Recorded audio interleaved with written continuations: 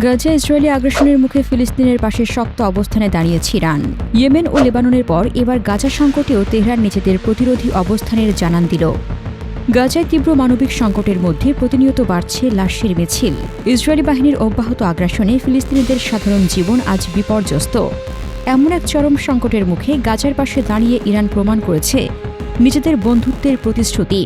Tehran স্পষ্ট জানিয়ে দিয়েছে, গাজায় হামলা সম্পূর্ণ বন্ধ না হওয়া পর্যন্ত তারা কোনোভাবেই পিছু হটবে না। গাজা ও লেবাননের চলমান হামলার কড়া জবাব দিতে প্রস্তুত রয়েছে ইরানের নেতৃত্বাধীন জোট অ্যাক্সিস অব রেজিস্ট্যান্স। ইরানের সামরিক বাহিনীর পক্ষ থেকে সাফ হুঁশিয়ারি দেওয়া হয়েছে, তাদের কোনো মিত্রদেশ যদি সশস্ত্র হামলার শিকার হয় তবে জাতিসংঘের ৫১ নম্বর অনুচ্ছেদ অনুযায়ী আত্মরক্ষার অধিকার প্রয়োগ করে কঠোর পাল্টা জবাব দেওয়া হবে। পশ্চিমা মদতপুষ্ট ইসরায়েলের বিরুদ্ধে যখন মধ্যপ্রাচ্যের অনেক দেশই প্রায় নীরব ভূমিকা পালন করছে, তখন লোহিত সাগর থেকে শুরু করে ইসরায়েলের অভ্যন্তরীণ লক্ষ্যবস্তুগুলোতে পাল্টা প্রতিরোধ গড়ে তুলেছে ইরান ও তার মিত্ররা। বিশ্লেষকদের মতে, গাজায় স্থায়ী ও পূর্ণাঙ্গ যুদ্ধবিরতি প্রতিষ্ঠা ছাড়া মধ্যপ্রাচ্যের এই চলমান উত্তেজনা কমানো সম্ভব নয়।